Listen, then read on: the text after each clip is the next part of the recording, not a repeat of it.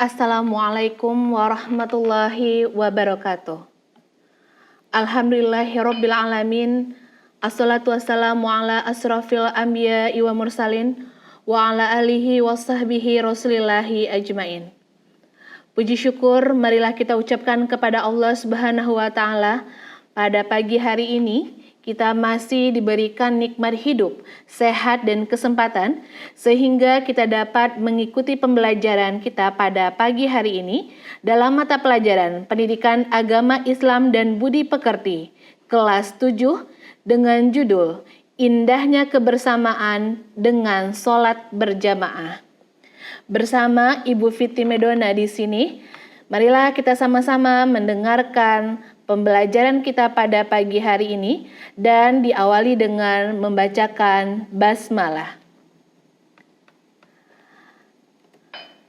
Anak-anakku sekalian, pada kesempatan yang berbahagia ini kita akan memulai pembelajaran kita, yaitu bagaimana kita melaksanakan sholat berjamaah dan bagaimana indahnya sholat berjamaah dalam kehidupan sehari-hari.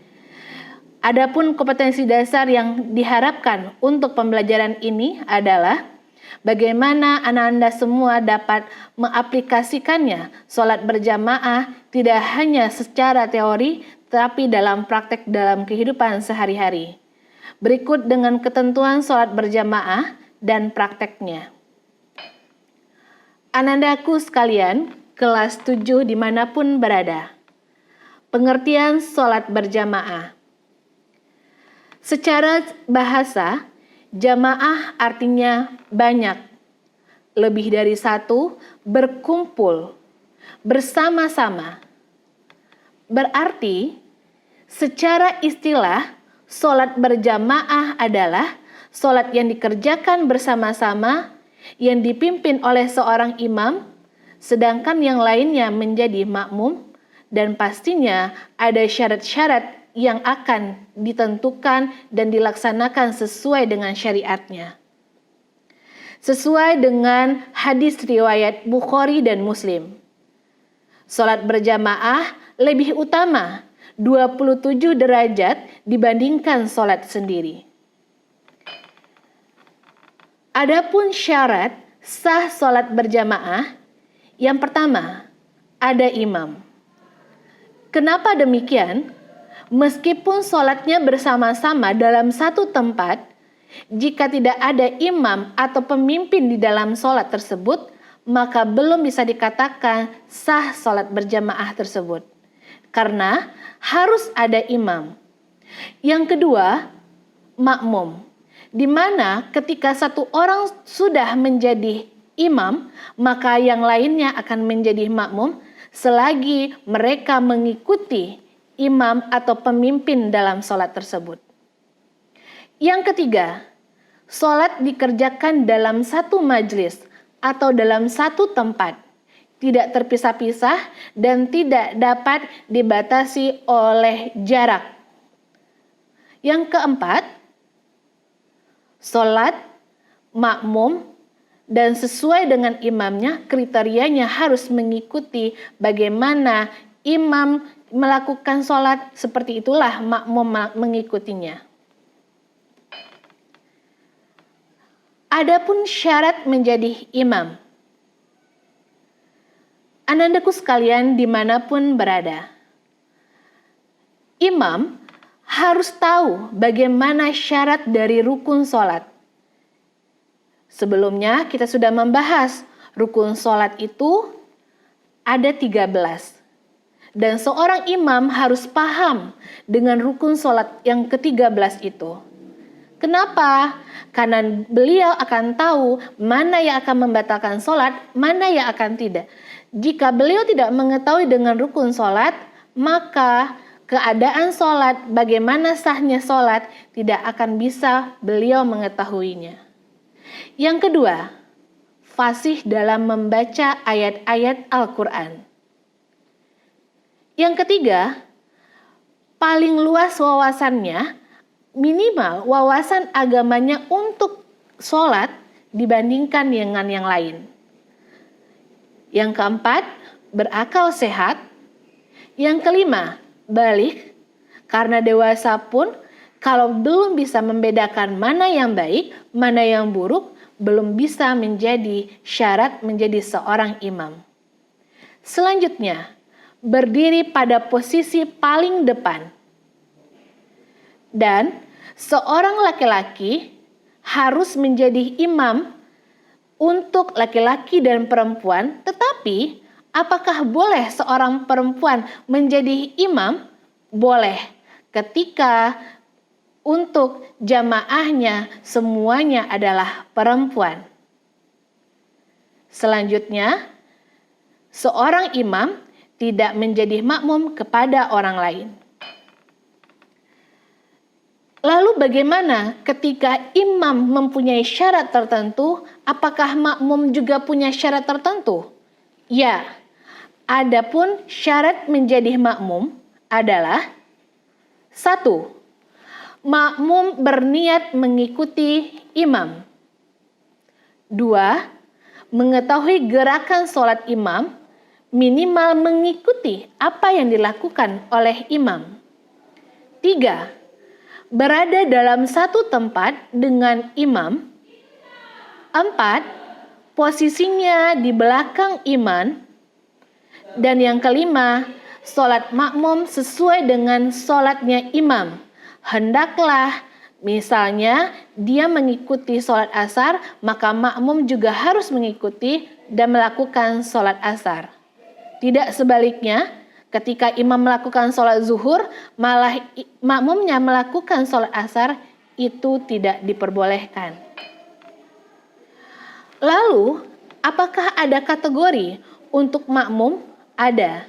Yang pertama adalah makmum terlambat atau makmum masbuk.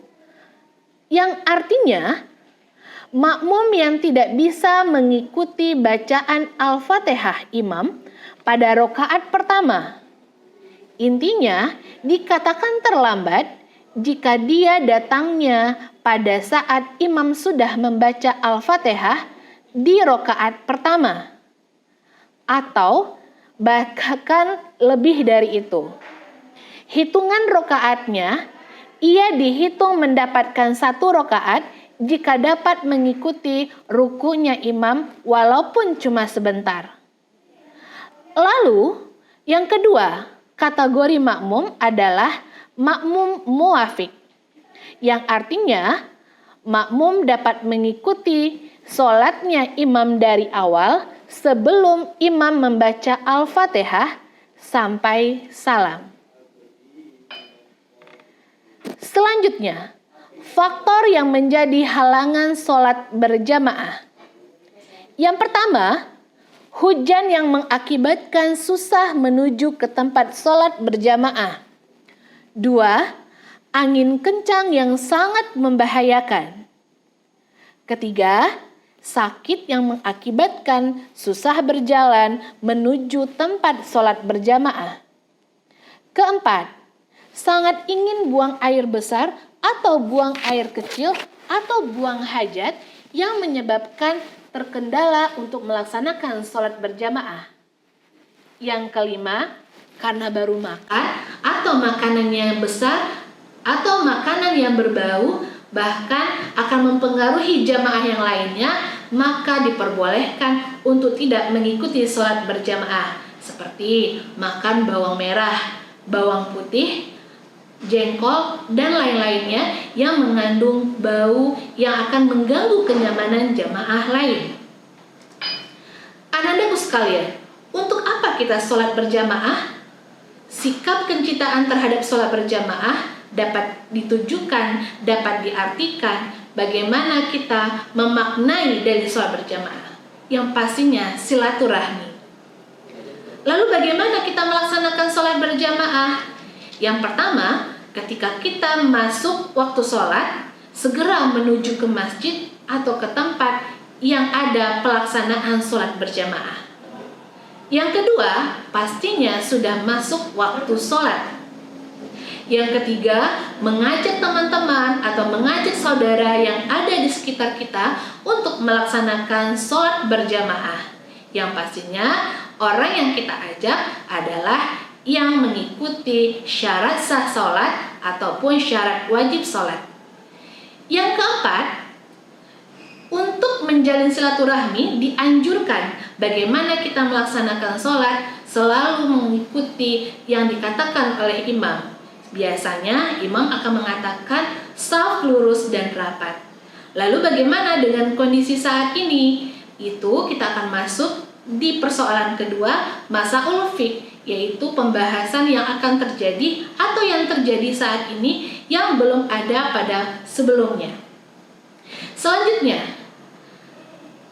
inti dari sholat berjamaah pastinya punya keutamaan, yaitu seperti yang sudah disampaikan oleh Bu Dona tadi, menjalin silaturahmi antar sesama, mengajarkan hidup disiplin, saling mencintai, menghargai, dan memaknai persatuan dan kesatuan. Artinya, kita tidak egois dan tidak mau menang sendiri. Artinya, ketika kita menjadi makmum, kita memiliki satu tempat dengan jamaah yang lain. Dan kecuali kita menjadi seorang imam. Imam adalah pemimpin dalam sholat. Artinya, dia mampu bagaimana meluruskan, merapatkan shaf sholat sehingga sholat berjamaah yang dilaksanakan dapat berkah sehingga sampai selesai pun tertib berturut-turut. Terima kasih atas perhatian Anda pada pagi hari ini. Semoga dapat bermanfaat.